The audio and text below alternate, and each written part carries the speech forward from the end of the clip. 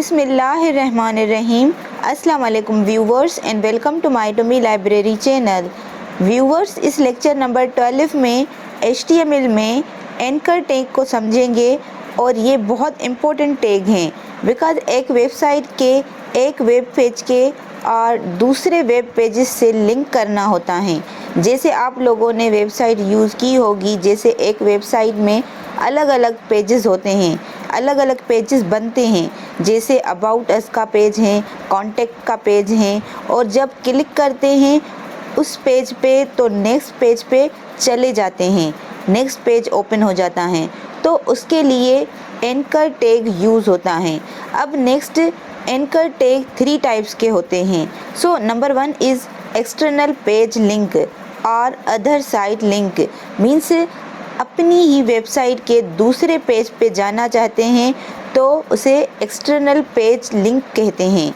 Means एक page से दूसरे पेज पे और अपनी ही वेबसाइट के किसी पेज से दूसरी वेबसाइट पे जाना है तो उसके लिए भी एक्सटर्नल पेज लिंक कहते हैं।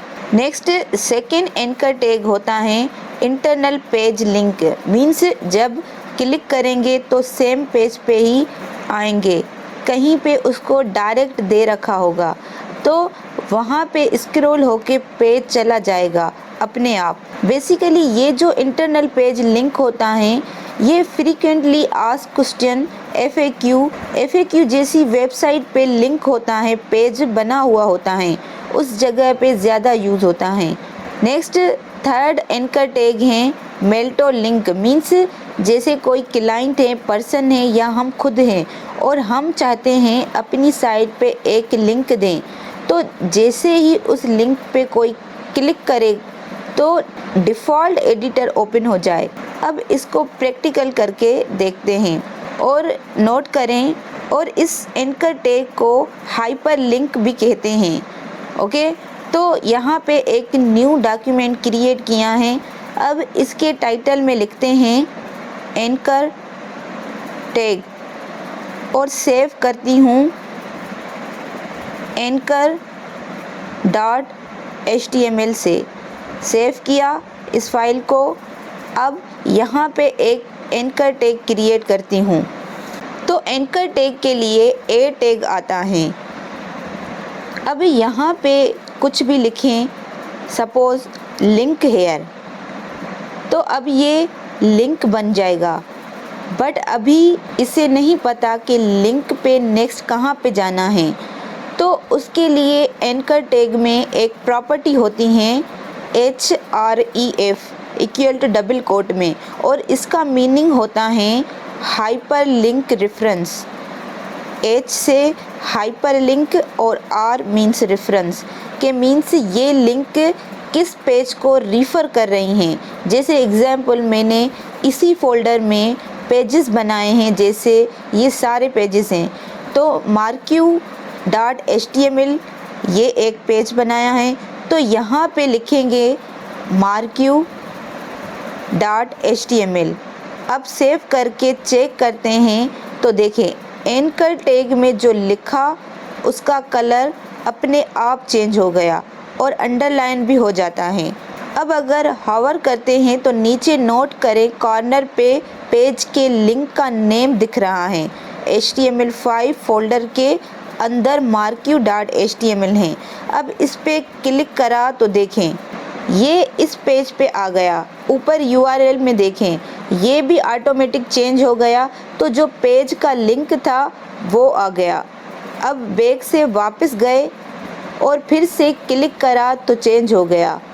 अब नेक्स्ट रिटर्न लिंक बनाते हैं मार्क्यू टैग से एंकर टैग में वापस जाने के लिए। तो ये सेम फाइल ओपन की marquee.html। अब यहाँ पे एंकर टैग यूज़ करते हैं।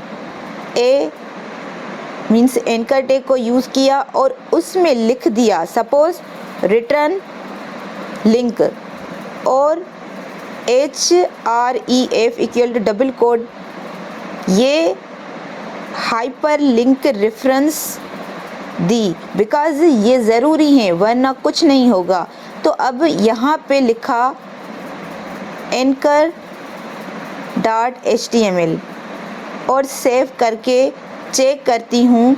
अब यहाँ पे रिफ़्रेश करा तो देखें अब लिंक आ गया, तो क्लिक किया तो देखें वापस रिटर्न हो गई एंकर पेज पे। तो आप देखें लिंक ऐसे काम करती हैं। नेक्स्ट अब इसकी और एक प्रॉपर्टी होती है, वो है टारगेट। अगर टैब या विंडो में ओपन करना है तब इसका यूज़ होता है। मीन्स देखें अगर यहाँ पे मैं क्लिक करती हूँ तो सेम विंडो में ओपन हो रहा है और मैं चाहती हूँ ऑटोमेटिक न्यू टैग में ओपन हो, तो उसके लिए टारगेट को यूज़ करना है।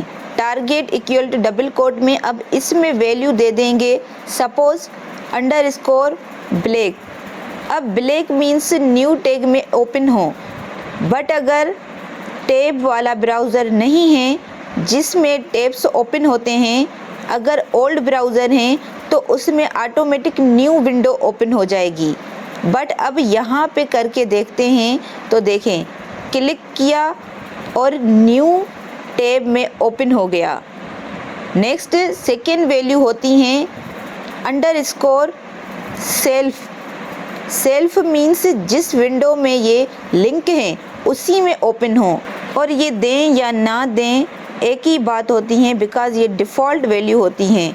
नेक्स्ट दो और वैल्यूज़ होती हैं underscore parent and underscore top.